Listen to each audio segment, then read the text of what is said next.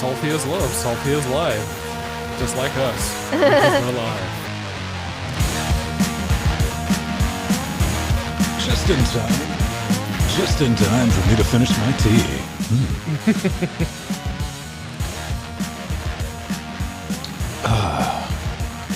That stream. Yes. So close, so close. That stream and only that stream. Aw, hello Artherin. Hello Steve Husband. Hey everyone, Steve how's it Husband going? is building models in the other room. Yeah, he's goofing off, I know. Supposed to be at work, Steve. What's up? What's going on? Aw, love you too, Artherin. So that's only pick 5. Hey, we are definitely getting ready to do another weekly, daily Wednesdays. I am at that wonderful part of creation of something where nothing works.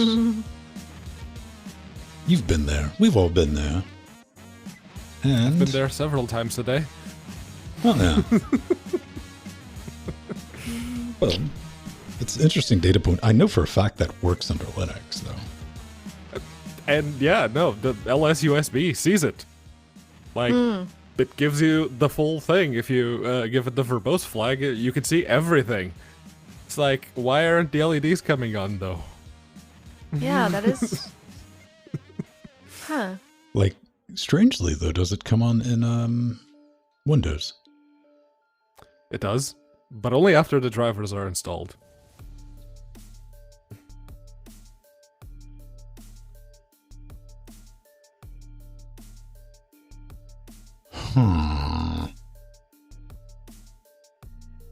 And it works in Windows. I did plug in the headsets, just like, okay, let's try the monitor, run something through it. It's like, okay, that's working.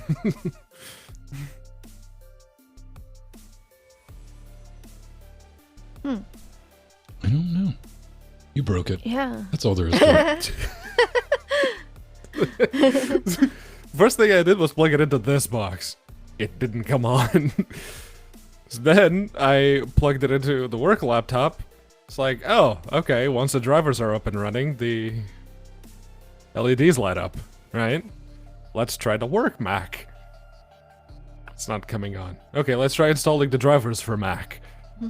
Oh, this version of macOS is a little too new for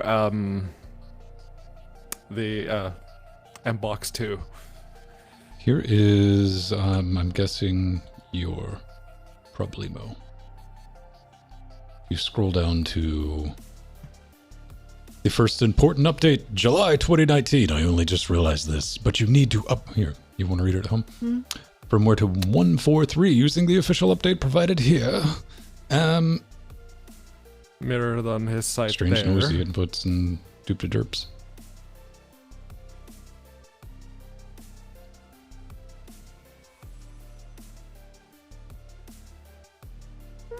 Have you installed the kernel module?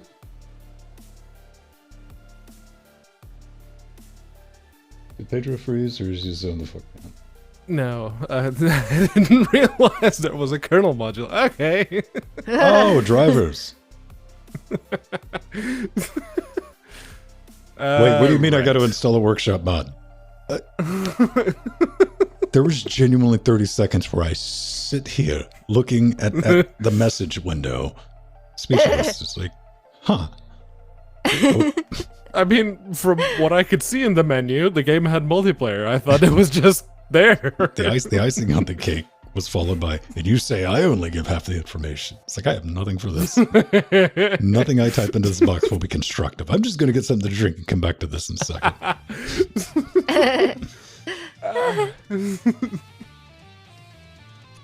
I don't know if the this is like a legitimate thing. I don't know if the Inbox 2 kernel driver made it into the kernel official. So yeah, That's an old S. Inbox 2 there's the it's a download. You just tippy tap on it.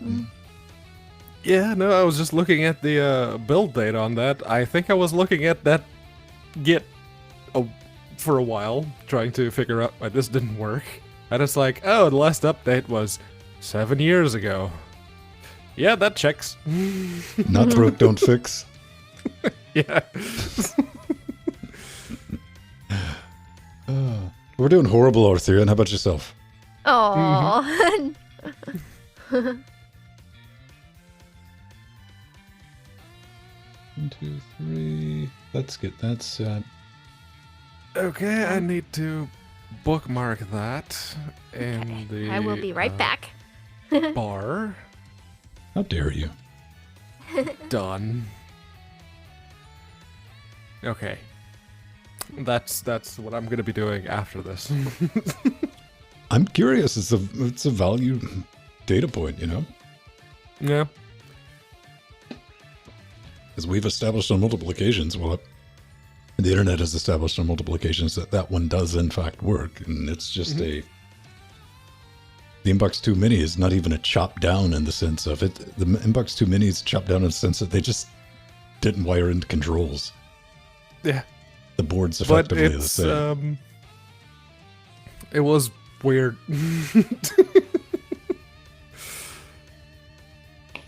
In Pedro's defense, in 2020, when you plug something into Linux and it just doesn't work, you're like, huh. Yeah. So I did a lot of Googling, and I saw a lot of people saying, oh, I'm using 1604, and it's working. It's like, okay. Did you do anything to make it work? What? Well, I mean, then again, it's just not working for you, too, so. I mean, there is that, right? I'm not mere level of not working, but... That's always a weird one. I think everyone's experienced that at some point, though. You just plug something in, and you're like, oh. Then you go to the internet, and everybody's like, yeah, it works fine. Just plug it in. I disagree, internet. It's like, I did exactly what you told me. Twice. The F. Have you plugged it into a different Linux box? No. I haven't tried that. That would be my step 2 before I did anything. Go plug it into the Steam box. I just have to reach back there. Yeah. Well, that's your own fault for not putting any USB ports in the front. Let that serve as a reminder. The only things I could find were these that have like the USB header to this, but the shielding and the rubber cover on these cables, well, it's huge. And when you're working with no space at all, this becomes a problem.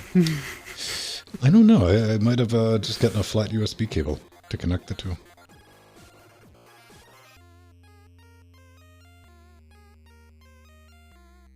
Might have to check on those. Because I searched all of eBay for, like, internal headers to just straight up ports.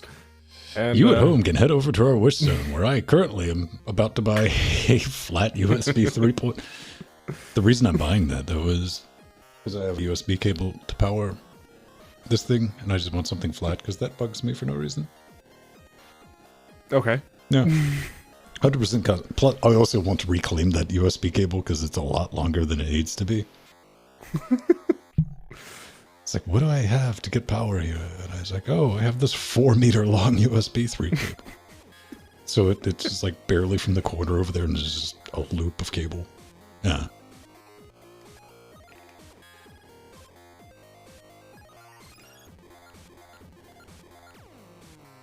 So I hope everybody is safe and sound, not going completely stir crazy. Are you getting to that point, Pedro? You're like, I want to go outside. This is weird. I keep being made to go into the office.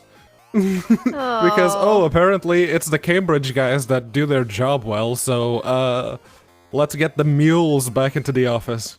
They can pack all that stuff.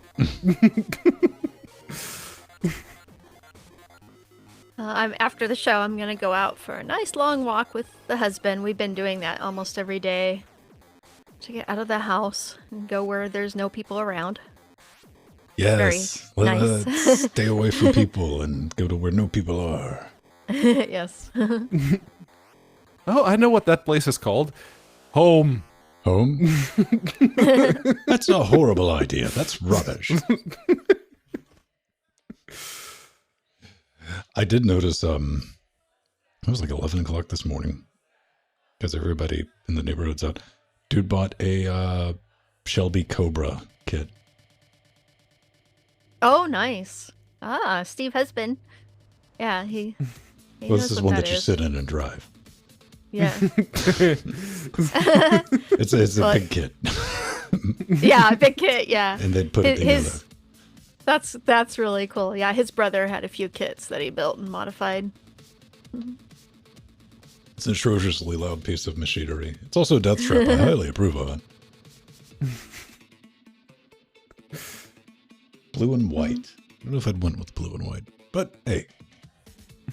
It's gotta be that British green.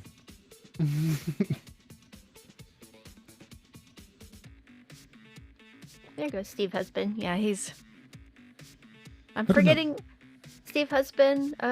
Which one was it that your brother had, the cool one where it's almost like you're on a motorcycle, but you're in a small car and the wheels are exposed? That was the one I never rode in. I'm forgetting what the name of it was. The Lotus? Was that the Lotus?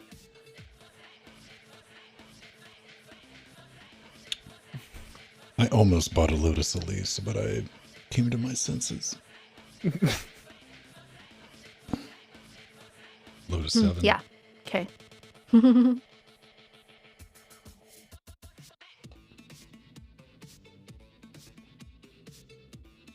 that's together, so I can put a mute on that.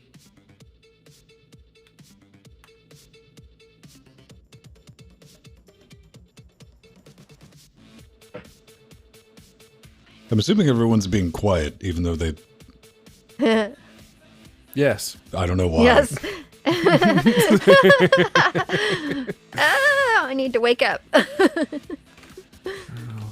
I'm distracted. Hello, Matthew. Strider. Oh, hi.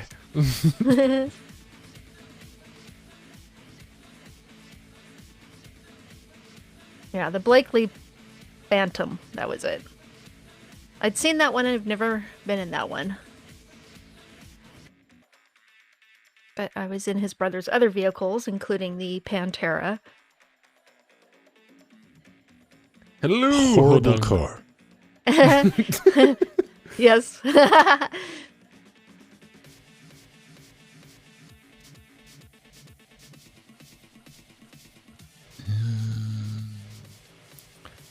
And I suppose I should give kudos to the person who sold me this, because it comes with a little Allen key to remove the handle and put in the bit that looks like it fits here. What? Because this handle is removable and you can just replace with a plate that just makes it look more even in the front. Okay, they saved that. Neat. Yeah. Yeah. Yeah, I had seen... I actually saw that one because it was only like $10 more than my Mini. And I just figured I'd get the small one. I'm never going to use them, but it came with all of the CDs. Yeah. Literally mine did too. all of them. Yeah. Including a Samsung CD that I'm pretty sure shouldn't have been there, but it is there. It doesn't matter. The Inbox 2 Pro, Inbox 2 Mini, even the Inbox 3 Mini, and people bought them for Pro Tools. They didn't buy them to use them. Yeah. They opened it up, took Pro Tools out, closed the box, tossed it in the closet. Yeah. Because it was, for a decade, the cheapest way to get Pro Tools. Yeah.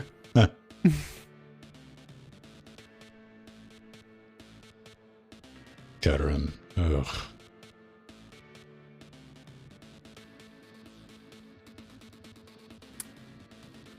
Okay, so we got our 2-3 shed. We got singles.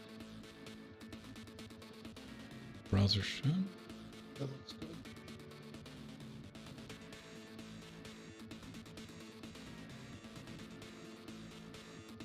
We'll get these dialed in. During this show, when people are saying things. Okay. Pedro's distracted, and I need to wake up.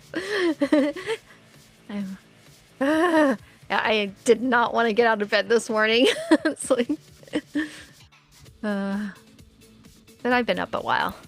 Just takes me a bit to get going because I can't have caffeine in the morning, and yeah, I know, Matthew. It's noon. That is morning for Jill, man. Don't you pay attention?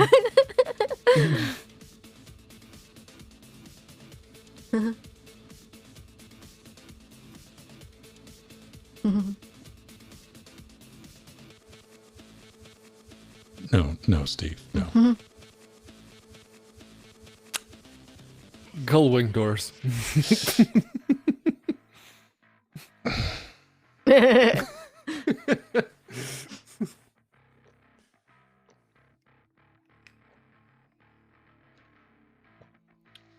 Yep, I saw that. Yeah. Too late. Get it right the first time. Yes.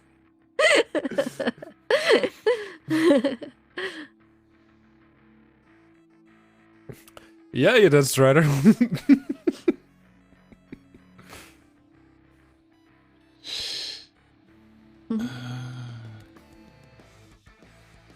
DeLoreans have a lot more than definitely they're worth.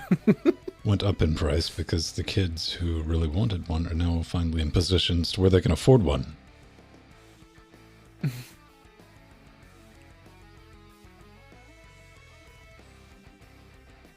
I think that's weird and about as good as it's gonna get.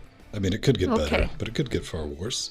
And, it can always get worse. oh man. It can always get worse. That's, and sometimes it could even outworse itself. That's the, magic. You wouldn't have to track that down. Oh, right. I'm debugging stuff, by the way. I'm trying to collect data. So this show is more experimental this week. I'm logging things. I thought that was the whole point of starting LWDW. Yeah. It's like, I need a show to prototype things for Saturday. Well, we definitely have that going on this week. All right.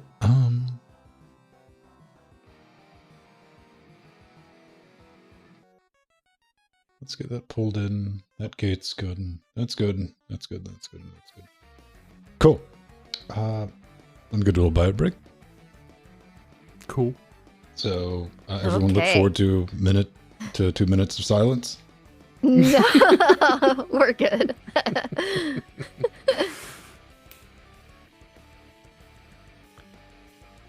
Gullwing doors. No, the gullwing doors don't do it for me. Suicide doors.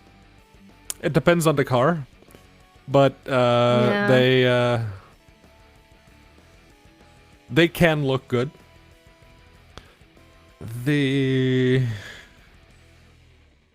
I don't know. I'm a hatchback kind of guy, except for Mustangs. I like me some Mustang. I Oh, really yeah, do. those are pretty cars. You like a pony. Yes, like the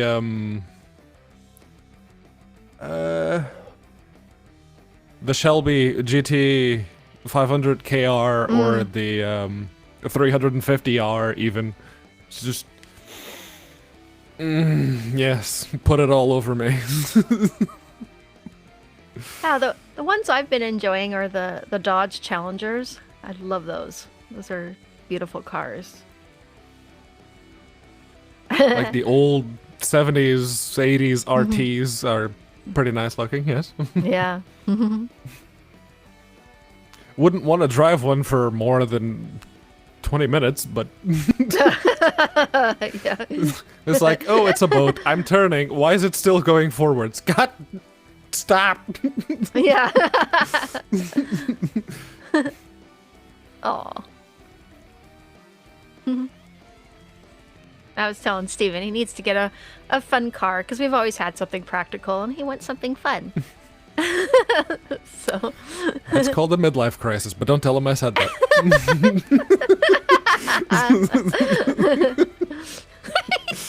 True that. Yeah, he had thought of his brother had been selling some of his cars and he briefly thought about it. Different vehicles. But dangerous around the city. Especially a Lotus. Although we still see people driving around because we're in the suburbs, so it's that we got lots of hot rod guys who they do their shows at the pier at the beach and whatnot. So we see them around. Our neighbors are into the cars too. It's just we would need to have another storage unit because our garage is our storage unit right now for a nice car. So would have to take everything out of the garage, put it in a nice unit, and then so we could park the car so it wouldn't get damaged outside. Our car is not a garage princess. It stays in the driveway.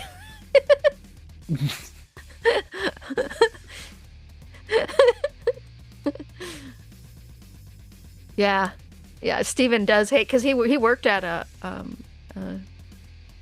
car repair shop for a while with his brother. His brother was the one who got into to making the big cars, and Steven wanted to make the little ones. So. Once I have a garage and can afford a project car, something that will sit in the garage most of the time, being taken apart. I would very much like to do that. It's one of those things I've always liked. Cars, cool, but I never Pedro. really had the exposure or the possibility to do it. Because the car I had, I needed it to work, so I could futz with it. I mean, I can save you some time and just tell you it's a horrible idea and it's a financial money pit, but... Yeah. Yeah, I wouldn't have any idea about that. Steambox, El Cheapo. I got a toolbox that costs more than that. See, my toolbox is just for working in PCs. It's one of the teeny tiny gray ones. I'm just telling you, man, the disease is bad because then you start looking like lifts.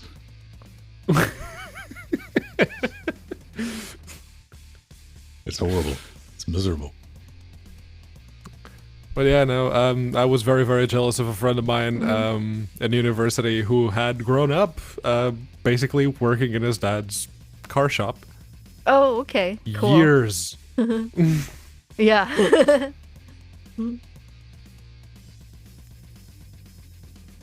think we should be able to go.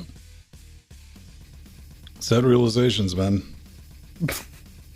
It's just reality. I mean, I guess if you need something to do, you'll find something to do. But unfortunately, finding something to do, even if it starts off not being expensive, you find ways to spend money on it.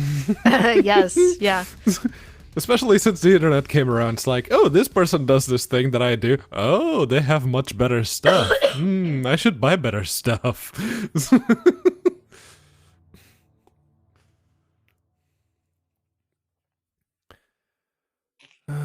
Yeah, no.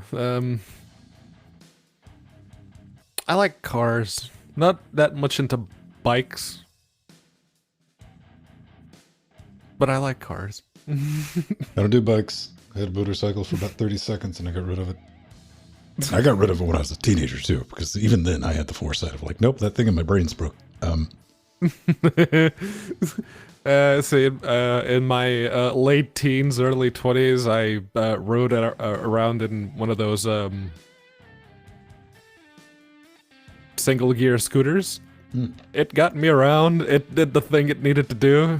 Cool. See, I'd be down with that if people knew how to drive. Yes, moped, thank you. Jackstead. Oh, yeah. Oh, man, you think about that every time you rotate your tires. And like, man, if I had a lift, I could do this in like 30 seconds.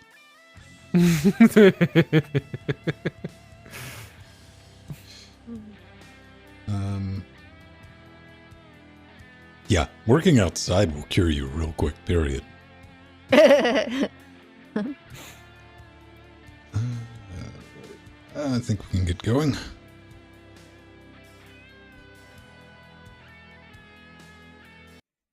Let's pull that down. Let's reboot. Okay.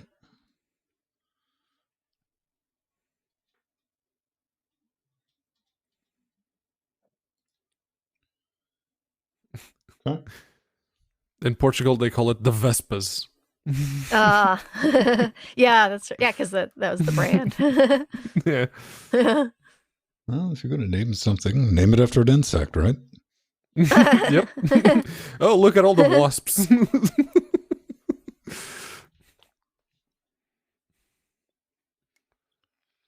Okay, let's get a recording going on both ends. There we go. Mm-hmm.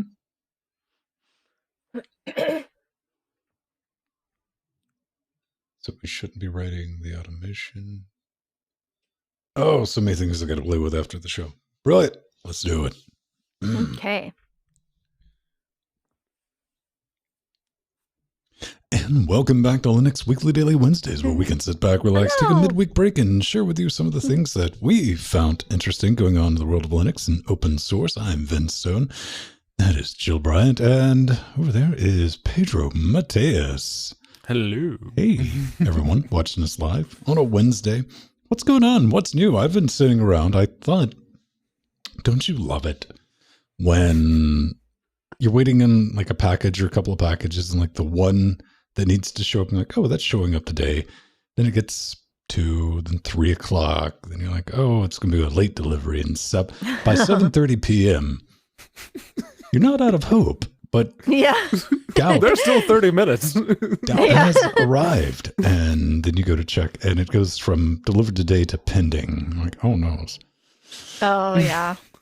Then you get the RNG stuff. And this was a very simple little power thing I needed to do another thing, because in the studio, if I'm going to do a video on something and it's like, oh, I have to remove that. I only want to do that once. So it's like, okay, well, I got to add this. So I'm going to have that out. Then I can do them. So it's kind of like holding up a bunch of things and it's still pending. But, you know, considering with everything going on in the world right now, small complaint. But Yeah. Very tiny Definitely. problem. Pedro, your package did show up. Yes. It did. I have one of the big chunky Mhm. M-Box 2s from DigiDesign, and like Ven mentioned before we started doing the show proper, it's a thing that you plug in via USB into Linux, and it doesn't work out of the box. That left me completely stupefied. So I plugged it into my work laptop, which runs Windows 10, and after the driver's installed, it's like, oh, the LEDs have come on. Ooh, this is going to be an interesting one. We were talking in the pre-show, and he's like, well, what about the kernel driver? To which I said, what kernel driver? You know, the also kernel driver that makes it cut on? That one? Yeah, apparently in all my Googling to figure out why it didn't come on, no one mentioned a driver.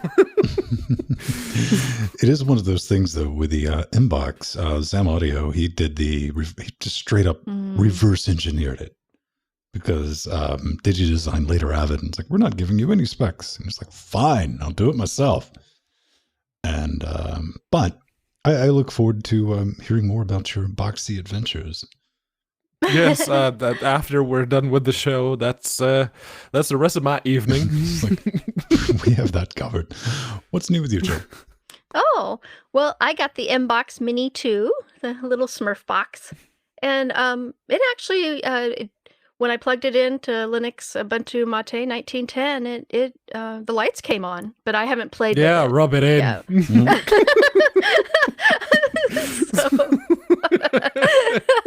Aw. And also, I had a lot of fun watching Pedro on the Linux Tech podcast on Monday. That was a lot of fun, a Portuguese Linux Tech podcast. It was awesome. Watching being the keyword there because, yeah. Yeah. It was very much in Portuguese. Yes, definitely. But it was wonderful. And I also enjoyed being on Jupiter Broadcasting's Linux Unplugged yesterday. Yes, Jupiter Broadcasting is still going strong. So despite a few unfortunate events that happened, someone getting laid off. But anyways, but they're still going strong. No problems there. And so had fun there. And then I was on Big Daddy Linux Live European edition on Saturday European? again. European.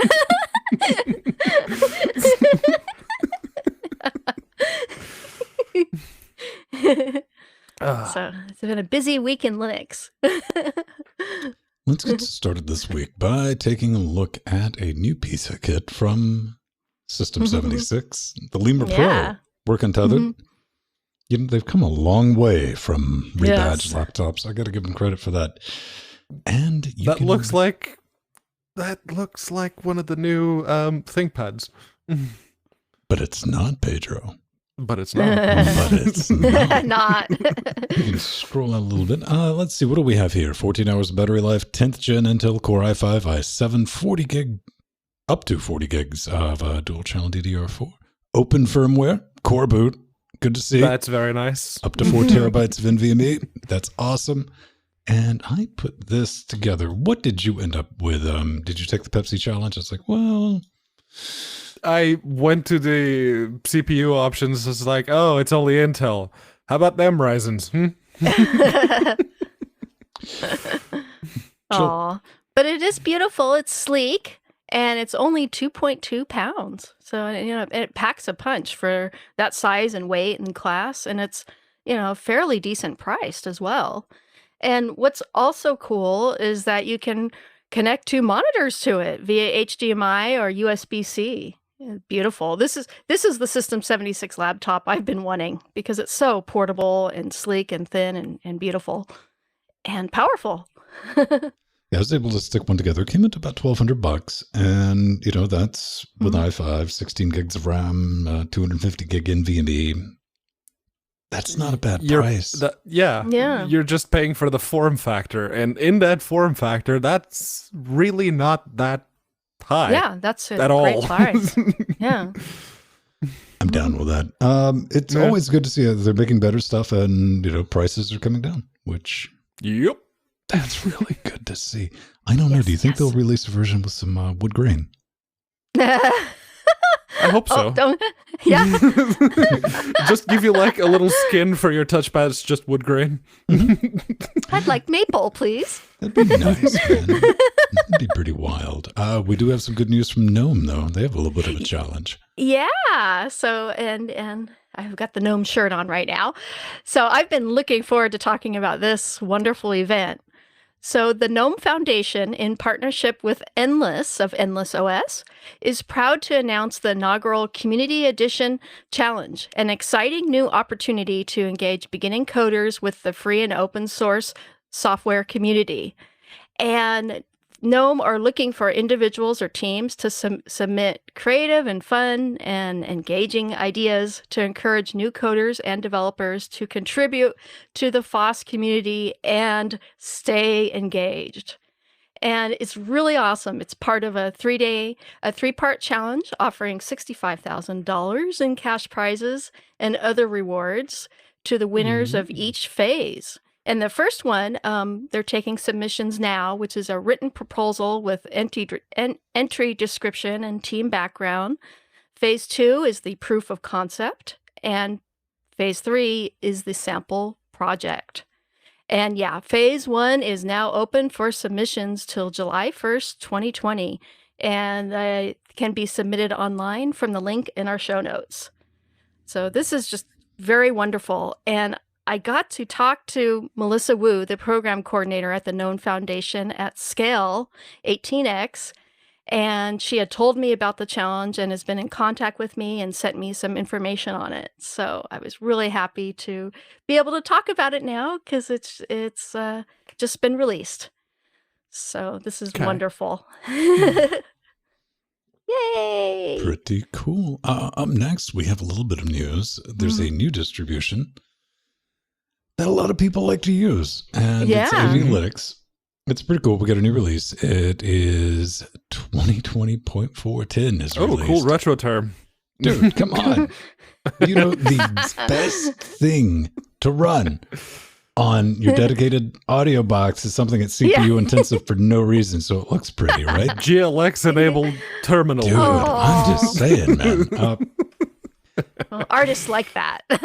This got that's why artists shouldn't have computers. AV-Lytics software demos. You get the Cinderella GG video editor, gang of stuff. This basically is going to roll out with your basic that you need for audio and video editing. You know, it's going to have all the right bits flipped for, you know, dealing with RT audio, which is real time.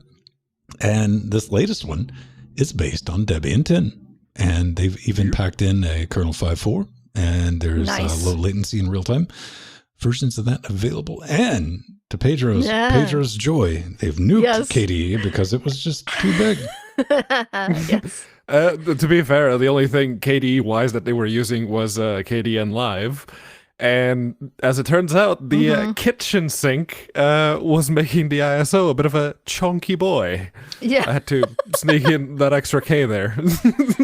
There has been an update to the noise repellent plugin. That's something that I use. And this is a really good piece of kit if you're looking to make an appliance.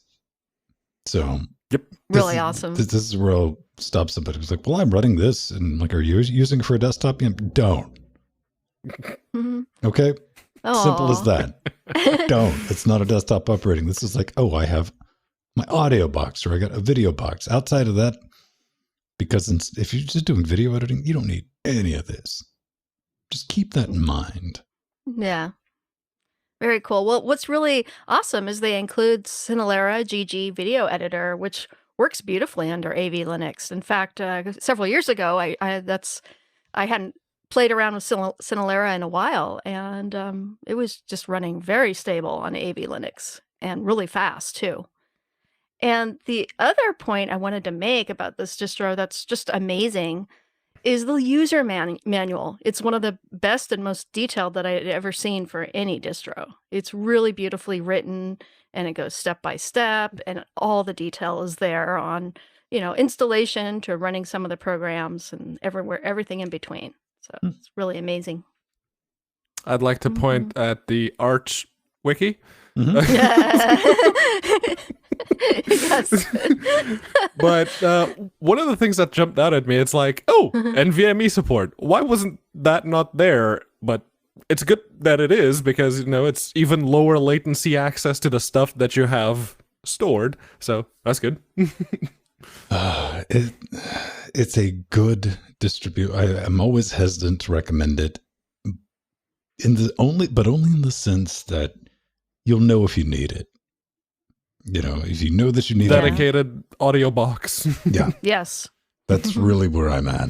Like, if you're going to get into like audio production, that's a good thing. And we're not talking about recording your voice with Audacity. You don't need it. It's massive overkill. And it might lead you into learning to, you know, getting some of this stuff set up for yourself. But here's a blast from the past. Yay! Well, this is Window Maker 0.95.9 has been released, and it's been more than 3 years since we've had a stable release. And it comes with lots of bug fixes, improvements, and visual cleanup. And what's really cool is there are lots of updates to the Windows Prefs configuration window, including a new advanced option to ignore decoration changes from clients in the advanced tab. This is very, very important. I have had issues with apps like Steam crashing because there is a bug in Window Maker with apps that do not use window decorations by default. They have a tendency to crash. So that was fixed. And also system fonts are properly read in the font configuration panel now and are not visually garbled. Yay! And there is a fix to missing app icons after restarting Window Maker. And all these changes I've been experiencing in great detail because it's the main X-Window server window manager that I use. And I've always loved it. I've been using it since the late 90s. And because I love living the next step and open step lifestyle. Well, Next Step failed for a reason, but I'm glad somebody still likes it. Oh, well, I have a next station behind me. I wouldn't admit that in public, but hey, man. Like Next Step, After Step, it's always been more of a curiosity. It's not functional. Is the word I would like to use. It's not been updated to the point of modern usability, but I have lots of configuration files I use. Yeah, I copy and paste whenever I update my distros, and I have all my little doc apps. Most people got too much work to do. Yeah. Well, you just save them, and then you cut and paste them in when you do a new install. That sounds like a bunch of extra steps. Yeah, that doesn't take long. To be fair, the last time I used anything even remotely close to Window Maker, in fact, I'm pretty sure it was Window Maker because that's what Haiku is using. Yes. It was, I tried Haiku, installed it to one of the laptops. It's like, oh, look, it works. I have Wi-Fi after I shut down and restart the Wi-Fi card 3 times. I don't know. I don't judge anybody about what desktop they run because, I mean, Window Manager, Desktop Manager, it's just like, as long as I can open up a billion terminals and lose track of them, I'm good. Yeah. That's yep. Get your work done. That's what yes. I look for. What do we have up next? Oh, up next we have birthday. Git. Yes. Yay! 15 whole years of Git. And so GitHub decided to do a bit of an interview with the current maintainer of Git, Junio Hamano, who is, he took over from Linus when Linus basically wanted to move away from developing Git. And Junio stepped in. And it was 2005.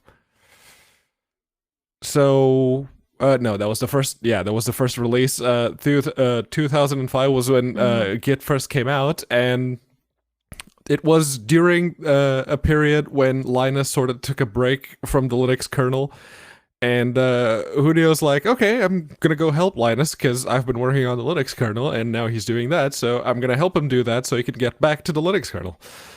And, as years went on, Linus decided, you take care of it now. You are the maintainer, so here he is. And I did a Control F, because the interview comes from GitHub. Control F, Microsoft, nothing. So there goes the rest of my interest. Aww. Well, as most of our audience knows, but maybe for those new users listening to our show, the Git distributed version control system and collaboration changed the way developers and the world build software. And in doing this, Linus not only created Linux, but built an open source framework for maintaining it, which was beautiful. It has opened up the world of open source because he did this.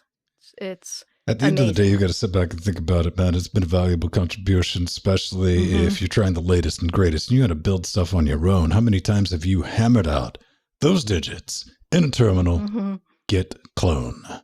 Yeah. Yep. Hey, man, Git has got stuff done. Push and pull. Oh, push isn't working. Push dash force. There Yeah, you go. yeah, there you go. That's kind of brilliant. One thing I wanted to bring up, I've known this has been around for a long, long time, but I thought to check it because sometimes when you're setting something up and you think you just get everything figured out, you're like, it's always good to just go back and check the basics. And if you're doing some audio on Linux, one thing you probably want is this handy script from Raboof. It's the real-time configuration quick scan. It's a Perl script. You put it in, it's going to check for some very basic things, like things that I thought, hey man, I got this. I just do this out of the box. It's a reflex reaction. But, this is going to tell me, this straight up told me, it's like, you forgot to enable access to your HPAD, it's your high precision event timer, which I did. Pedro also is like, hey man, it's got a GUI. And I'm like, really, Pedro? It's got a GUI. Pedro's like, I'm using the GUI. Look, here's my GUI. And I had 5 not goods. Which surprisingly was a lot less than I originally expected. But then you said it's like, oh yeah, that's of course a solid 3 out of 100 things that could possibly cause problems. So I started fixing all the ones that I could, and the only one I couldn't fix was the last one. The full ticklessness of the kernel. Cannot achieve that with either the ZenMod kernel or the default Ubuntu kernel. So just build your own kernel. Later. Yeah. Yeah, and actually this worked really great for me too, especially since I'm using a newly installed distro that still needed some tweaks. And like Vin said, forgetting something obvious, like I needed to set my CPU governors to performance on my Ubuntu Mate install. I'd forgotten to do that on this box when I reinstalled a new distro. Remember, kids, if you're doing like a dedicated production box, an appliance box, you don't have to worry about governors. You just disable C states. Yeah. Yeah. Yeah. Yeah. You do. It's always in performance then at that speed. But, that's always good. If you are just doing stuff like, we're just having a chat on Skype and stuff like that, and you want to squeeze a little bit, maybe you got some pops and clicks or something like that, go check out the show notes.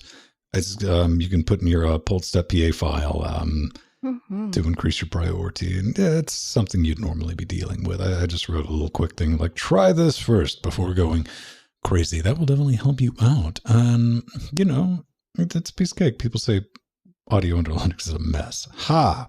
Nah. Far worse than that. It's plug and play. It really is. No, it's not. For the most part. For the most part, yeah. For the most part. That's cute. It's not. But, Well, it works better than a lot If of you just times want in to the play Windows. a video game hey, Pedro, what or happened when watch you... videos. Hang on. Pedro, what happened when you plugged that into the Windows box the first time? This isn't something yeah. you get to play video games with. Come on. Or to watch videos with. We were talking about audio. That's the thing. Audio on Linux. If you're an end user and what you're doing is playing video games, watching videos, doing the regular end user stuff, Linux audio is fine. Both of you are adorable. Coming up next from Frostbites. Have you tried Windows 10 audio? Yeah. Yeah, I don't think Ben has too much experience right now when wind blows 10. So which one of you needs the Windows AISO subsystem explained to you in detail? Who wants to go first? It's cute when end users talk about stuff. Go ahead. But yeah, speaking of Windows, that's just a terrible article title. New Linux code to reduce transfer speed in FAT file system from 383 to 51 seconds. Reduce transfer speed time. Nope. Yeah. No, Pedro, this is going to make file everything fast. I will be able to read and write at a gigabyte a second to my SD card. No, it won't. Because I had a look at the code, and the article itself, it's like, this is just like improving legacy code for the old FAT file 12. system code. Yeah, FAT12 and FAT16 are what's being improved here, and the person who submitted the patch did a bit of a test with an external hard drive plugged in via USB, formatted in FAT12 and FAT16, and the transfer that he made went from 383 seconds down to 51. Mhm. That is almost 4 times faster. That's pretty good. Yeah. That's really good. When's the last time that you really expected high performance from anything this would apply to? Well, it's really good for accessing EFI partitions from your computers for booting That's your about OS. 32. Mhm. But that's 32, and I don't know why they... Because it's a wouldn't bad have- article. Yeah. You're so right. It's a really bad article. Yeah. Yeah. Not Moral well of the written. story, read the fine print. So this is regular fact, Yes. man. This is old school. Like, Yeah, stuff like, that you normally wouldn't run Really into. legacy old school. Yeah. FAT12 and FAT16 are the key ones here. Maybe FAT32 is an improvement, but that's not what this was aimed at. Oh, wow. Maybe they'll get it right on the Okay. updated revision. I'm like, oops, sorry. Yeah. It's just a bad article. Oh, man. Hey, this isn't... you know how you can replace backgrounds in Skype and stuff like that? Mm-hmm. Well, this guy wanted to do it on Linux, and he figured out a way, piece of cake. You're like, oh, I just lost half of everyone watching the video. You're like, wait a minute. I'm gonna type Piece the of things cake code. Yeah. code. Well, it depends. I mean, this is kind of a piece. It's like, oh, of course you're using Docker for this. But he is Oh, hi taking, Jordan. How you doing? yeah, Docker all the things, containers, baby. Making use of TensorFlow. So you're going to need NVIDIA for this, and NumPy. So this is hammering out. That's going to give you an image mask. And like, okay, that's neat. Oh, of course, we're going to put Star Trek in the back of it, and This is Star Wars. that's clearly Star Trek. What are you talking about? This is That's gonna get clearly you red, Farscape. Oh man, you Yes. BSG fans That's are all the Dargo. same. But taking advantage of PY fake webcam and V4L2 loopback, man, you need to change that name. Nice. I've never gotten that one the first time. He just goes straight up Jedi with this and composites it together. And that's going to allow you to use it with things like not Zoom. Don't use Zoom, kids. Quit using Zoom. It's just a security sieve. Even Google's like, quit using Zoom. Yeah, you can make a little virtual webcam, replace your background image, and end up with, look, so animated. Yeah. Pro tip, man, unsolicited. Don't feedback. move around too much. Well, that's what. Yeah. Well, this is what I'm saying. Is like if you're going to do an animated GIF, you might want to animate a little bit. Mm-hmm. It's like that's technically it's moving. There is movement. Yeah, it it's blinks. just, I'm guessing Yeah. the image mask doesn't update all that much, so he can't Yeah. move around too much, otherwise it's just going to clip him. Well, it's still something fun to play with. You're stuck at home. You're not doing anything anyway. So Yeah. And I think it's great that I he wish used I was. AI to do it. That's wonderful. it's like, well, I can take advantage of TensorFlow. Oh, look, somebody's containerized it. Of course they have. And since I've already been, accused of being the one that likes GUIs on this episode, make a GUI out of it.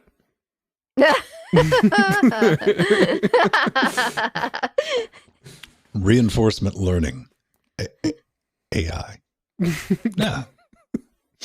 Hey, man, that works. That's a good reason. That's a good excuse. Hey, if you like what we do, little shameless plug, you can support our nonsense each and every week at patreon.com/Linux Gamecast. We got a couple of free rewards you'll kick your way for making the show possible.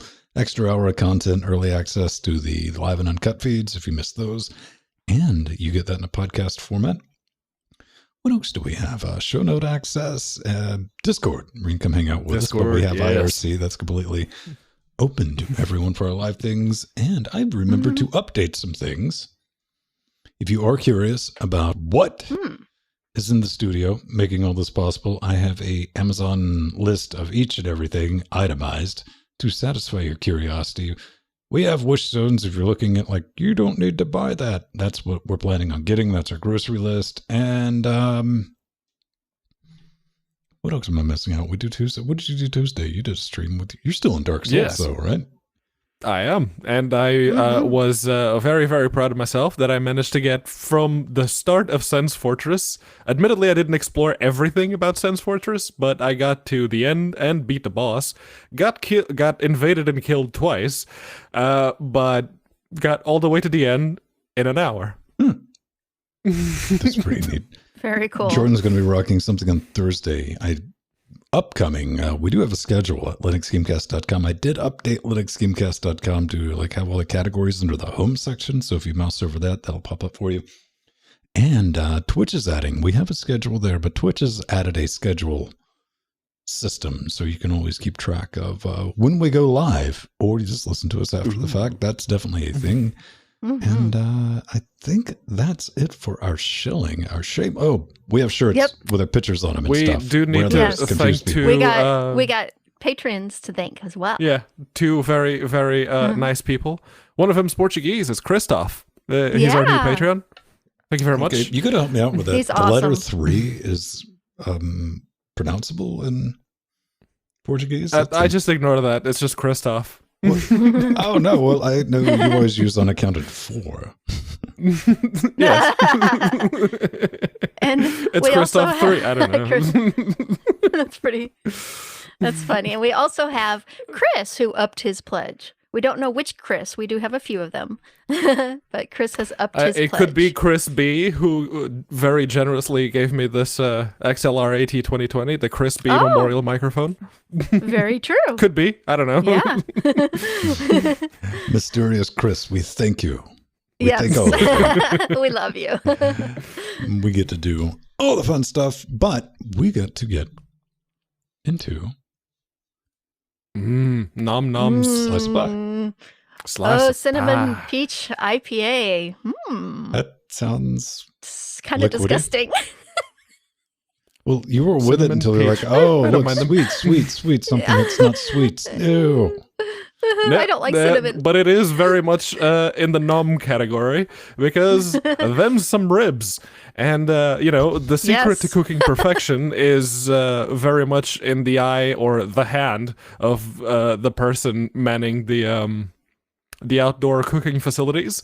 But if you'd like some help, or if you're, again, stuck at home and you're bored and you need something to do, you can get a heat sensor with a Raspberry Pi and run it around your barbecue and figure out the exact right temperature that you need to get an even cook of the, in that case, that you see in the pictures there are ribs, but I see the pictures of like the finished products, like, the outside looks fine. Could have used a bit more in the way of liquid seasoning, like some lemon juice. Yeah, just lemon juice. And I would have liked to see like the inside, just slice through the meat to see how the inside looks. Then I would pass judgment. Now I can't. Yes. I don't know, Very man. good, Pedro. I mean, using GridDB to visualize your food and pit data. Yep. I just don't know about bringing C code to a cookout. Yes. Putting the C in cookout. I want to believe that there's some artistry to grilling and smoking, and I'm down with this. I was like, I wonder if I can do a thing, because you think about if you ever cook, Pedro, you as a fellow person who cooks, you Every day. Yeah, right. And do you ever like if it's something timing based and you never set a timer, then you manage to get it just right? And you're like, dang it. I really wish I didn't time that. I have no idea how I did that. Yeah, And it's perfect. It happens a lot. And what's worse is like the fourth or fifth time you've repeated this. Like one of these days, I'm just going to get like a timer and like set it just in case I come back and it's just right. Oh man, that's pretty cool. What do we got? One more thing. One more thing. Yes. Yes. The Raspberry Pi Zero is being used to power ventilators, just as the demand. There we go. It's the horse. Yes. Not to power the horse, but to power, the horse that drives the ventilator. but this is awesome. It's being used to power ventilators, just as the demand for the Raspberry Pi surges due to our stay-at-home lockdown orders and people using it for maker projects.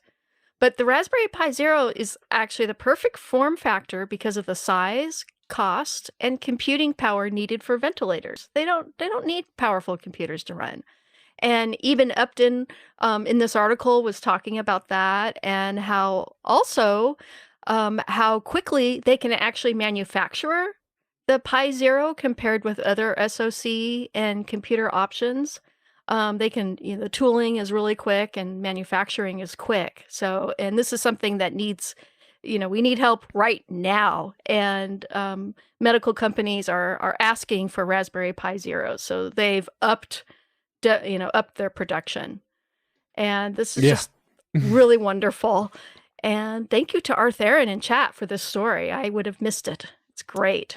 That's pretty cool. Hey, if you got some ideas and thoughts about what you could do with a Raspberry Pi, or what about, man, I still want to get that x86 Pi size-ish board from last week. I don't know. I might pick that up.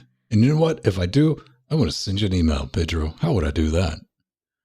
Well, you can do that a multitude of ways. If you happen to know my email, which is totally not pedro@linuxgamecast.com, no siree. Hey, if you happen to know my email, which is ven@linuxgamecast, I will never see it because that's a whitelisted thing. It goes into the nope zone. Just heads up.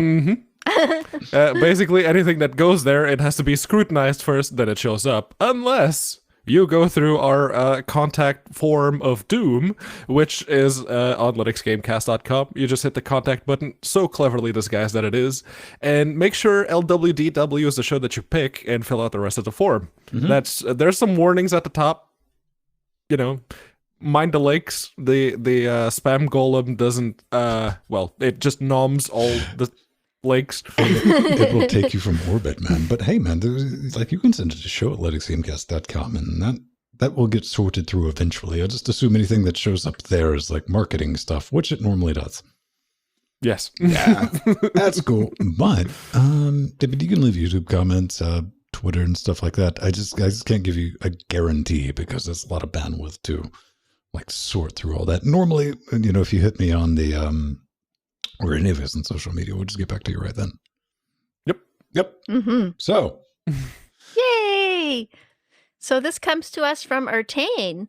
I agree with using Synaptic over whatever comes by default on Ubuntu. Synaptic makes it easy to install, reinstall, and remove packages. So true. Yes, Ertain. Synaptic is one of the first apps I install with a fresh install of any distro. And it's definitely the Swiss Army knife of package managers. And it's been around for years. It's awesome. Up to this point, can you please, distro developers, GUI maintainers, whatever you want to call yourselves, stop trying to reinvent the package manager. Look at Synaptic. Yes. There you go. Yeah. It needs more pictures. And it could be, it's a little too... It really doesn't. Oh, Pedro, no, it doesn't. Pedro, hear me out. It's a little too fast. A little too fast, It's too fast. It's too streamlined. All the options are clearly labeled. It's way too intuitive. You can't have that. You gotta have big FU buttons because FU, that's why. And all of the screenshots, and let's embed some video. So that page about that application that's about 3 kilobytes of a download takes about 3 seconds to load the page because it's loading that stupid video. Now, I would say, to Matthew's point is please don't say, do you know what's worse than that, Matthew? Is 6 other different applications that are different from each other on different distributions. That's what's worse. Hey, look, we all have our own store that works differently from the other ones. Yeah, that's going to help new users a whole lot. Yeah, when I was a new user to Linux, I tried... a bunch of different ones. It's oh, Synaptic, this is nice. And then Ubuntu introduced the Software Center. It's oh, Synaptic, this is still nice. Yes. Okay, and it's 2020 now, current year argument. I'm running KDE Neon, and it's oh, look, Synaptic, this is nice. Huh. Not broke, don't fix. Yeah. Yep. Coming up next, this is from CompuCat. They write, hey, thanks a ton for verifying that the Fire Studio 2626 works near flawlessly. Just picked one up myself. Loads better than my current solution, which may or may not involve passing audio over network pulse audio to a Windows VM. Huh. That sounds horribly dangerous, but good on you, man. That's a roundabout way of doing That's it. awesome. Please send pictures. Yeah. One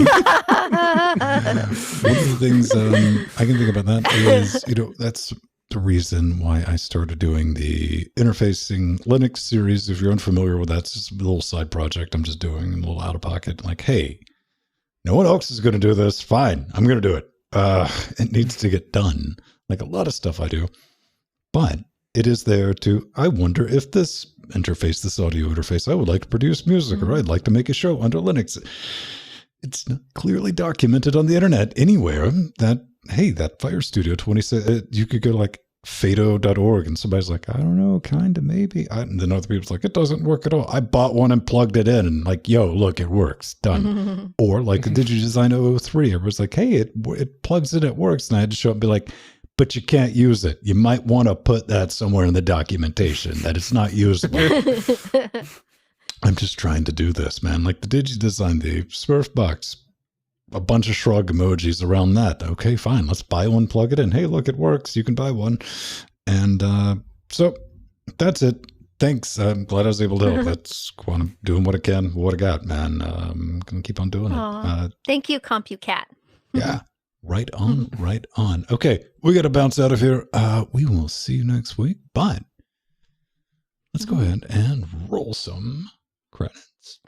Yay!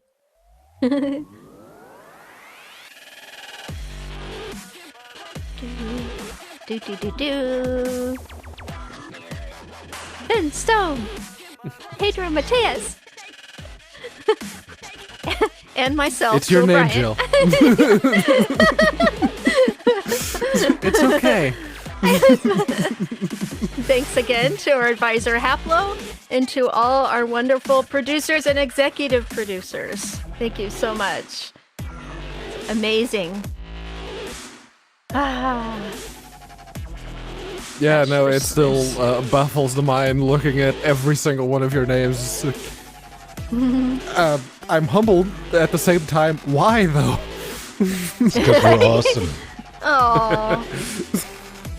We're awesome. I've never been accused of being awesome before. We're so awesome that we plug exotic audio hardware into boxes. What do you mean, driver?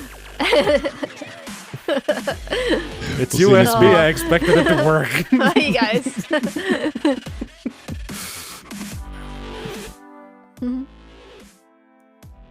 Aw, thank you, Mike G. Oop. It's the husband and Strider and Cody the Dragon Rude and Mir PPC. Hey, we made it. We'll add this. Yes. We have timing, save state at 26.7 milliseconds. Oh, that's good. So you want to continue the Windows Linux driver argument? I'm up for it. You usually want to get crushed live. Just trying to set Windows to remember which sync to send the audio to by default. Is a pain. Yeah. At least Linux remembers that. So you guys are talking about consumer hardware. I'm not. Yes! That was the whole thing. It's like, if you're just an end user, it's fine. You're an Possible. end user, Pedro. Jill, you're an end user. Yes, we're both end users and advanced users.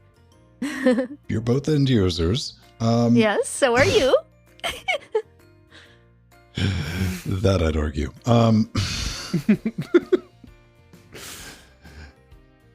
For the average stuff, I don't think you're going to run into much of a problem. Like, you can say what you will about like having drivers available. That was kind of my point, is something not working these days when you plug it into Linux. Yeah. Huh. But the second thought is there a driver for it? And I did end up on that Git, but it's like, oh, it hasn't been updated in a while. Have you checked Takashi's repo?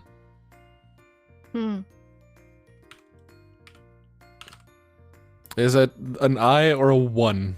Hang on.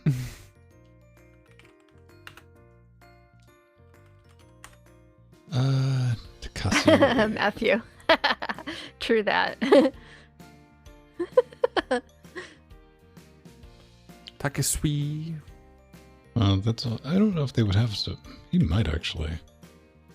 He did the reverse engineering for most stuff. I don't know if he did any. For the no, that's only for the 002, the Firewire version. So yeah, you're LSOL.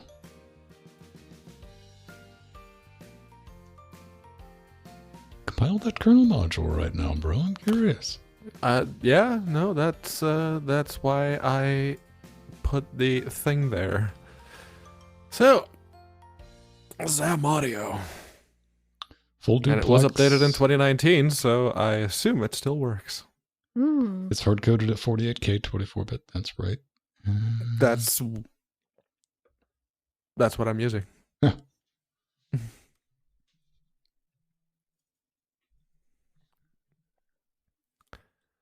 Where did you download?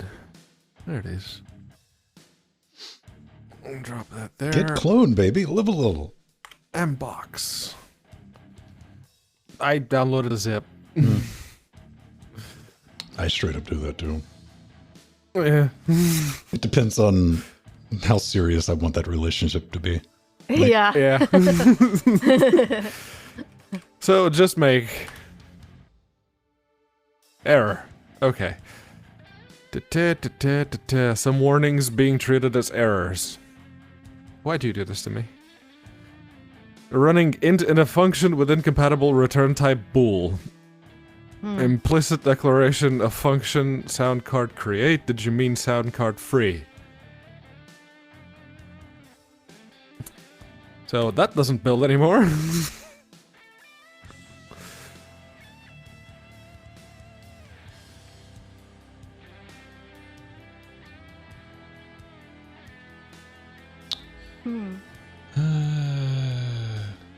Okay.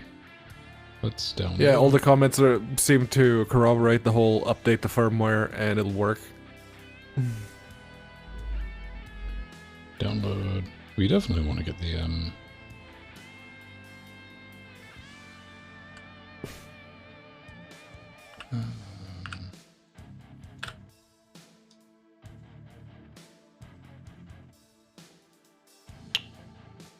what is it called? Inbox 2 CDN. I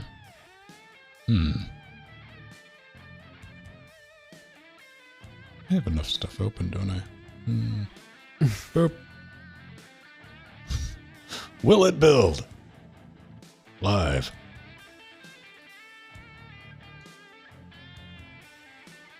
Yep. Same error as I'm getting.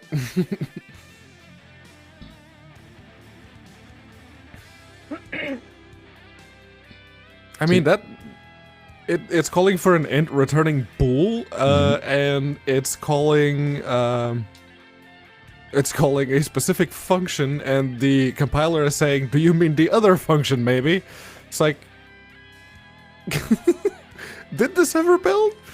It did, but if you're running a kernel later than 3.8 RC2, your Inbox 2 will work right out of the box. I have empirical evidence to the contrary. It just needs the firmware updating, apparently.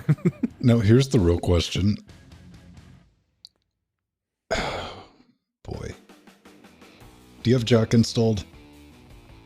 No. Because all of this documentation is for using of a Jack.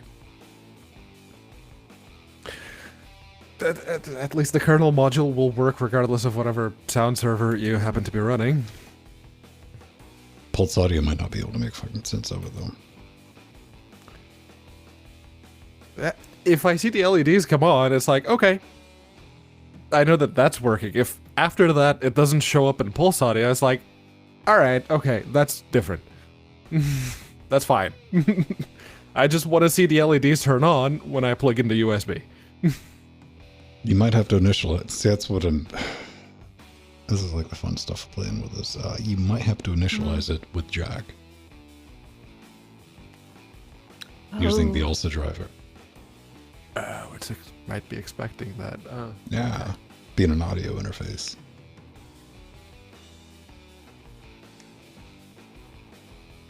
My first step would be the firmware update, just to rule that out. Yeah, that's what I'm gonna do. That's the one we're looking at, Scott. Building that is returning those. We don't need to build that instant though, bulls. because it's in the kernel now, Yeah. so it's not a driver issue.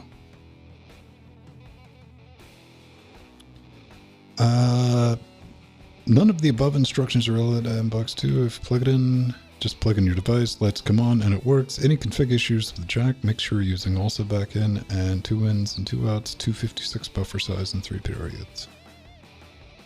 Important update, July 2019. Not the update, strange noisy inputs.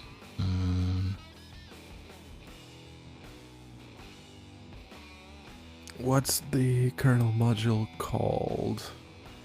SND USB audio. Not I'm pro. gonna make sure if I have it in the kernel already. SND USB audio.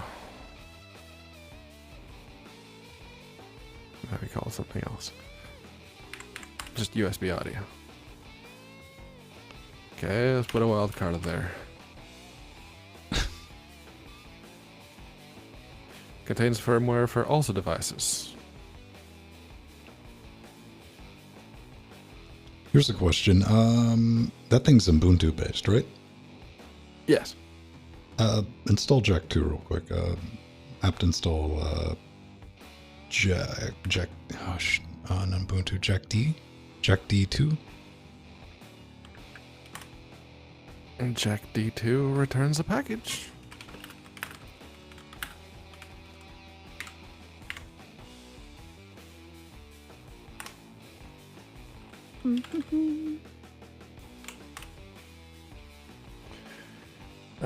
Do you wish to run Jack with real-time priority? Yep.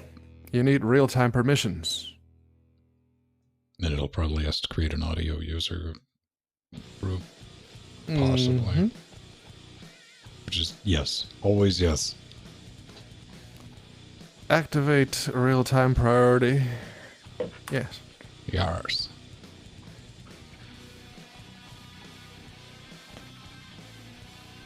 Or a USB cable. Also, I'm pretty sure this wasn't the original USB cable that it came with. I don't know. That looks like roughly the right. Well, It's white. have you tried a different USB cable?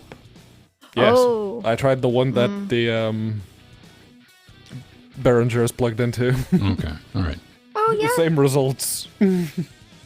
Artherin, I'm wearing from the Gnome Foundation. I donated to them, and I got the mug and the shirt, so it's pretty cool. Yeah, I forgot to show that I had put it out last week, and yay, Artherin's here. He helped me remember. Yeah, it was cool because I bought the shirt and the mug to help support Gnome at scale.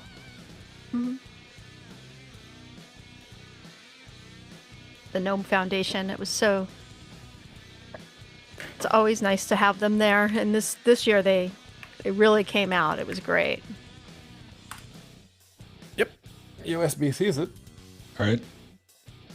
but no Moon glyphs. LEDs. No. I sent you moon glyphs. Oh. They sent me moon glyphs. Yeah. It's a really bright green. In fact, it's almost neon green. It doesn't quite show up too well on the camera. Camera doesn't know what to do with it a little bit. It kind of mutes it, but it looks, yeah, it's very Ubuntu Mate. Well, I can't hear anything anymore. Progress. Jack has just acquired control. See, this is why you shouldn't copy and paste stuff from people on the internet.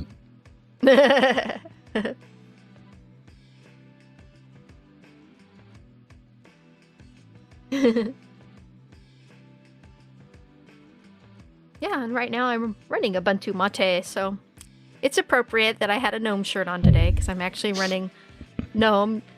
But of course, sometimes I run Window Maker. I got Window Maker set up on it, of course, like we were talking about in the show, and I have Fluxbox.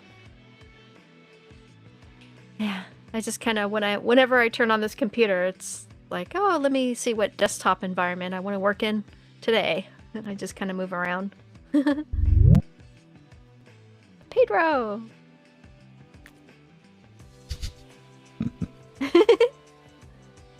I still can't hear anything. I assume you can hear me.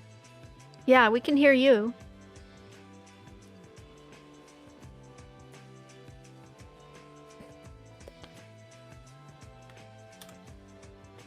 There it goes. Yeah? Yeah, no, the things are not on, but I had to kill that because it was taking away all my audio output. Yeah, we'll do that. I'm Yeah. starting a new sensor and telling Pulse to piss off. Yeah. But yeah, let's see, jack dump. No, this is free. No message buffer overruns. No message buffer Did it? overruns. Send me a screenshot of that. Put that in Discord. Bloop. And save and add pictures. Linux There. Debug Cast. Yes, Arthur.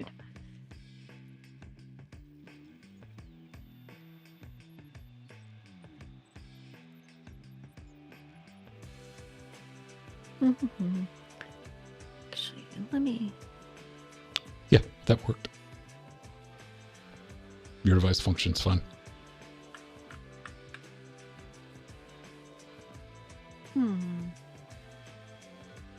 Yeah, that's Jack saying, yeah, I got it, found it, connected, done, done, done, done, ready to go.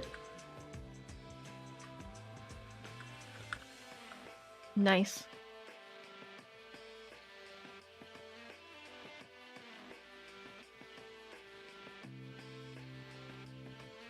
Oh, Okay.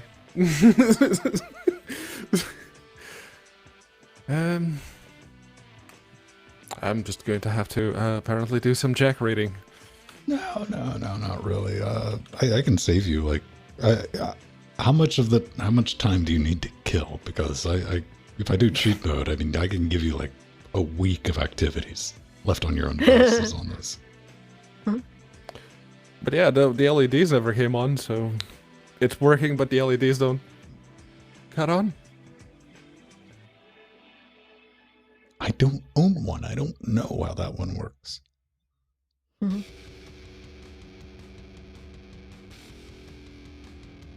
Okay, here's something.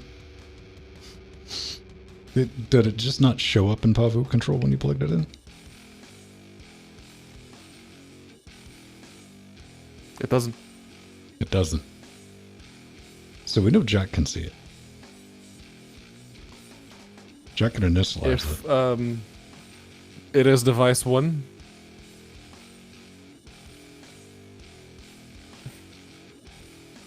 That's what it's telling me. We're looking at, okay, it's starting Jack up.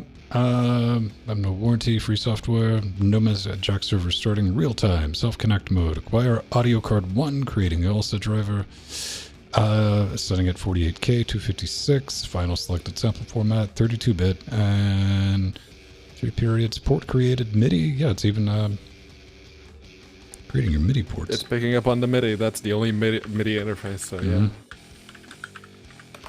So, Okay. there, what you would be looking to do, to go down you happen to have Synaptic installed, do we? Yeah, I do, yeah. Okay. I don't know what it's called on Ubuntu, but search for Pulse Audio Space Jack. That should give you the Pulse Audio Jack bridge. Pulse Audio Module Jack. Yep. I can't. Okay. Depends on libpulse 0. Step 1 to this. Let's go ahead and roll this back. KX Studio.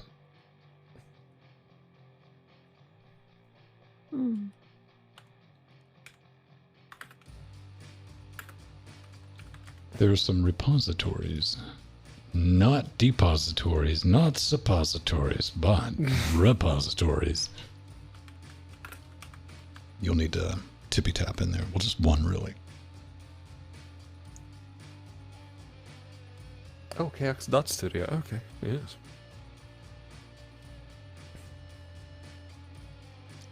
Yeah.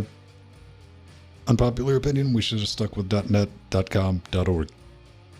Mm-hmm.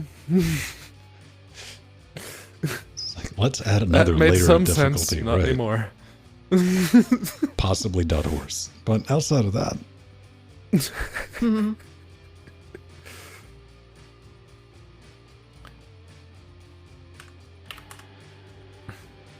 What else do you have in that launchpad suppository? it's got all the bits that you're going to need to type in one command that'll pretty much get you sorted. Okay.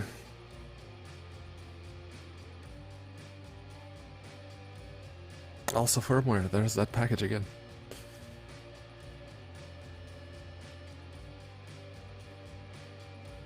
Okay.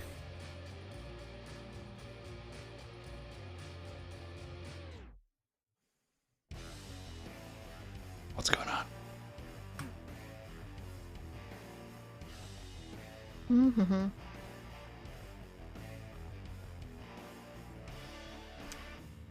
Yeah, I'm looking at Inbox 2 on eBay to see if there's some different variations on the one Pedro has.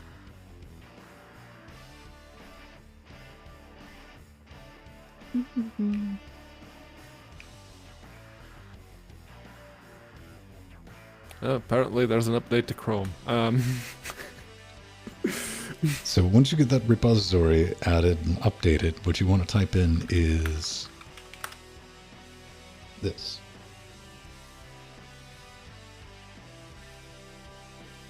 Three packages can be updated.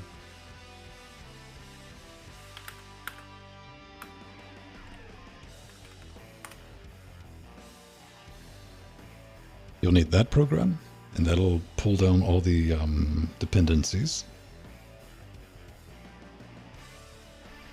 Then you'll need to install the Pulse bridge. What we're doing here is initializing it through Jack, then using the Pulse audio, the lib module, lib Pulse, whatever that stupid thing's called, and to get you a Pulse sync that Chrome and Discord and everybody else can see.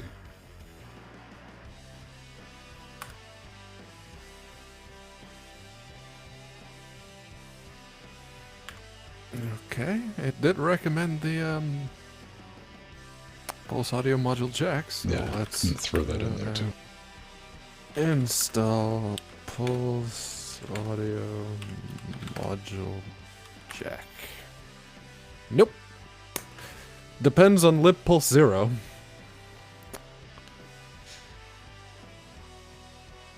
Uninstall Jack.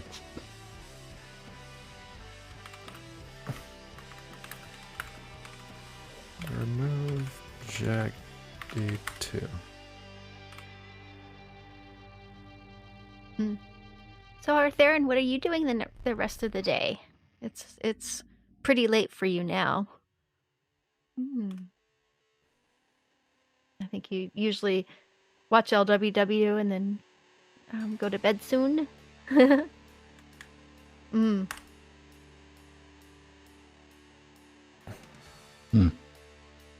Nope. Nope, what?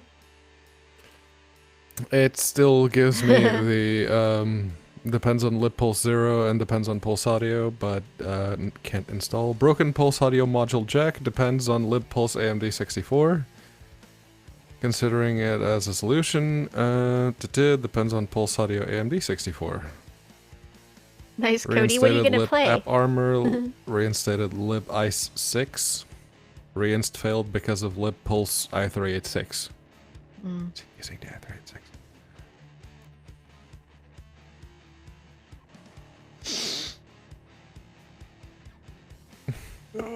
What have they done to that poor distribution?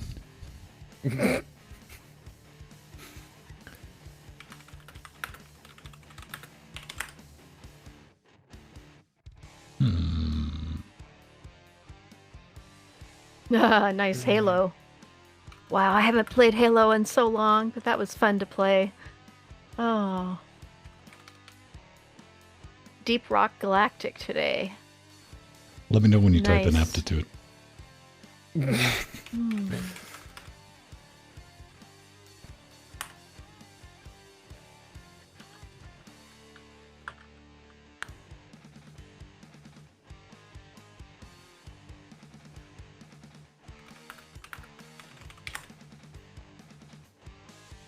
Aptitude works, man. Hate on it all you want.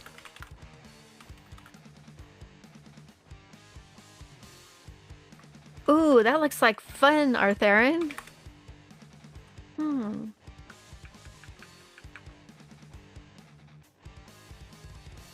Hmm. Oh, it's Coffee Stain. I love their I love their games.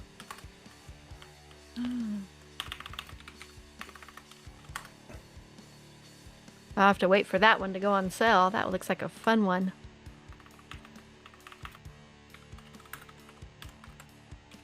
Cool. It's got online co-op.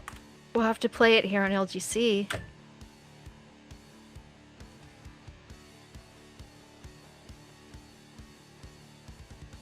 Nice. Oh, cool. Nice, Artherin.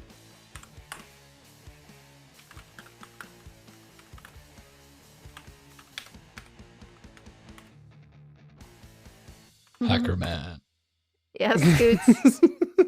I played just actually. trying to figure this out. Yeah. Pedro's compiling. Pedro is. Warhammer. Cool. 40k Space Marine. I've unlocked a new specialty product.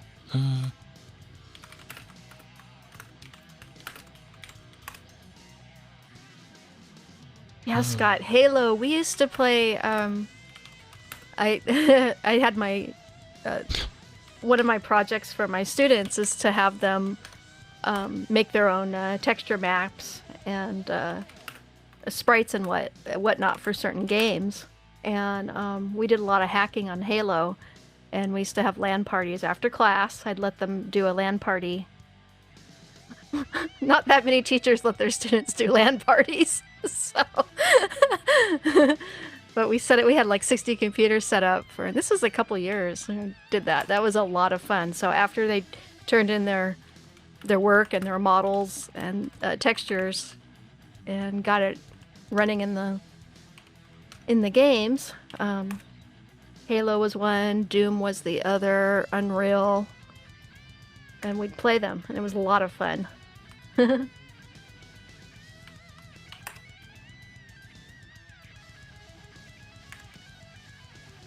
Yes, yeah. Custom edition, yeah, that was a thing. Ah.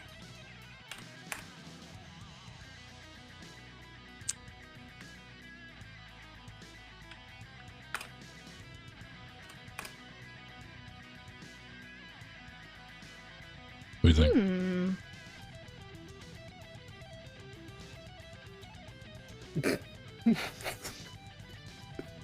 Funny packs. Yeah. So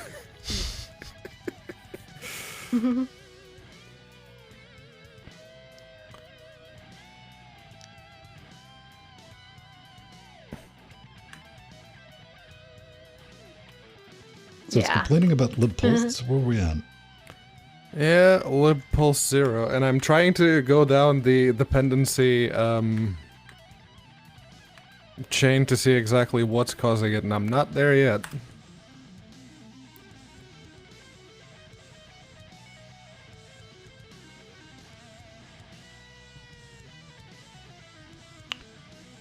So what's hanging on their version of lib? Oh, Linux Canary you can always apply again to at a future date. They get so many, so many resumes. It's amazing. Lib pulse 0 i386 is already installed. Lib i6. Yeah, I wouldn't think so. Yeah, because they've been, Disney's been laying off lots of people. There. Because they're an entertainment business and all that has been stopped except for online. That sounds like it's just a package mismatch, man. I think my strat for that would be to blow out Pulse Audio and let it reinstall everything with its current dependency chain.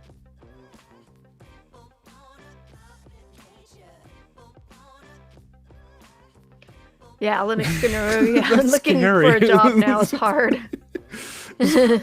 Unless you want to work at Amazon in the shipping and receiving, or those are the only jobs really available. Or if you want to do, instead of Uber and Lyft, if you want to do like Uber Eats or Grubhub or be a driver. But if you don't have a car, you can't do that.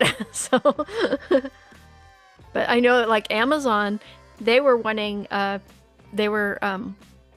trying to help people from Lyft and Uber who weren't getting, of course, any business to come to Amazon and be do shipping and driving to people's houses and whatnot, and they're actually paying them higher than they normally do start people at, because they're trying to get more people to drive for them.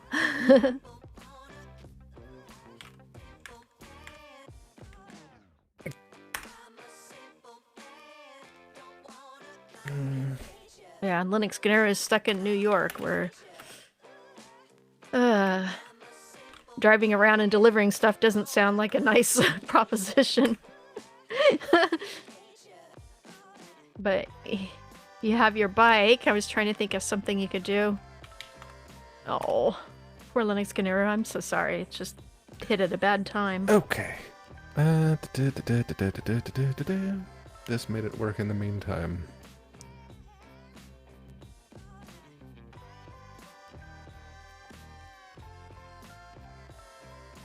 Oh, there is a proposed package, is there? That fixes this. Or there was 3 months ago. See, I think maybe before you go too deep into this, let's just go ahead and get that firmware upgrade. And Yeah.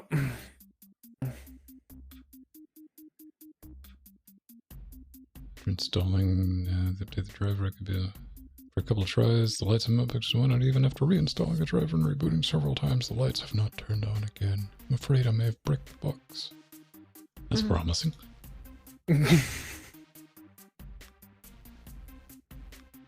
I know the mini works. I've established that. Yeah, I'll just update, because I'm looking at the proposed solutions like... What are you talking about? It's just Pulse, man. I blow out Pulse 3 times a week. Sometimes just for fun.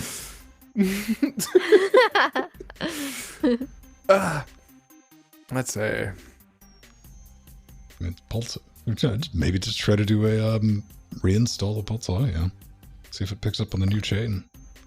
Yeah, that might do it. Let's see. So, just dry run without actually running it.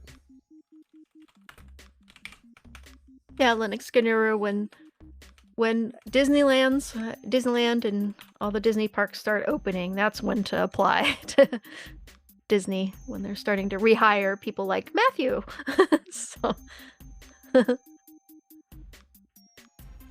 yeah, we have some other friends that were laid off by Disney too. Besides, Matthew was the first, and Steve and I have some other Reinstalling friends that Pulse work Audio there. is not possible. It can't be downloaded. It can't be downloaded? Yeah. What?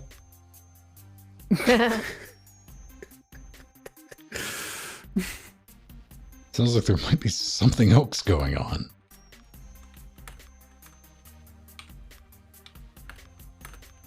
Let me see if I can find the English translation of the error message.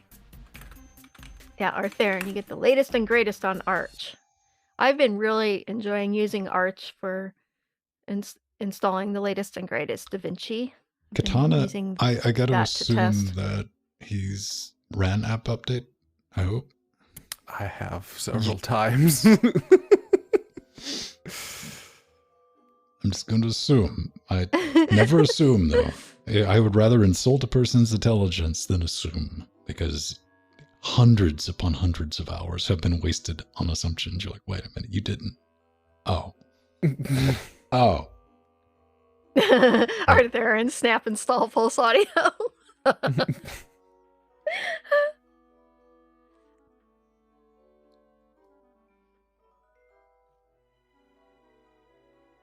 Pulse Audio app image.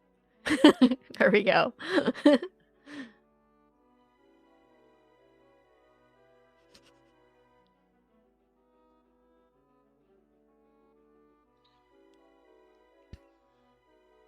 Pulse Audio is, if you use it for what it's good at, I don't really give it too much work to do. Like here, you interface with OBS. Anything else? Nope. Yeah.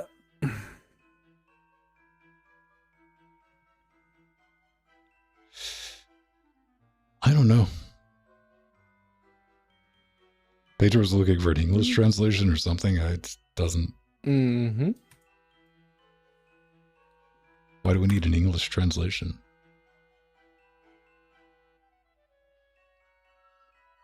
Because it's giving me that message in Portuguese, and I was hoping if I found the exact wording in English, I could go from there.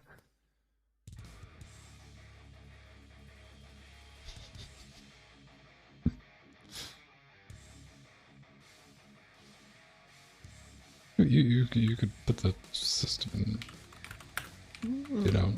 English.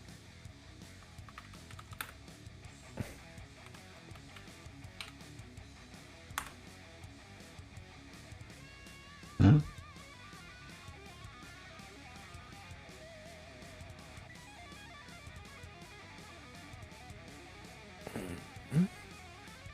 Well, we're gonna have to wish Pedro the best of luck.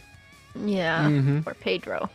I'll figure it out at some point. I have no doubt you'll Yeah. figure it out. But that's gonna do it for us. I'm gonna bounce out of here. We've done our Okay. time, done our duty. I'm gonna make a show out of this. Don't have anything fancy, any hard edits or cuts. And I get to kind of do what Pedro's doing later on, is I get to go over logs. Yay! Ah. Yay. You-hoopity-doo. I know. Looking forward to it. Sounds exciting. Hey, man. Thanks for showing up, sticking around. And Jordan will be back tomorrow with something. Who knows? And Friday, if you want to come hang out with me, I'll be back 6 o'clock. Yeah, some more Wolfenstein. Yes. Wolfenstein. We figured out how to direct connect to an IP address. So we're going to take another Yes. stab at that. Connect. Finally. Pedro's just like, how do you do it in Quake 3? It's like, ha! Ah. So that'll be a thing. I'll see you then. All right. Bye, everyone. Bye, everyone. Bye, We love everyone. you.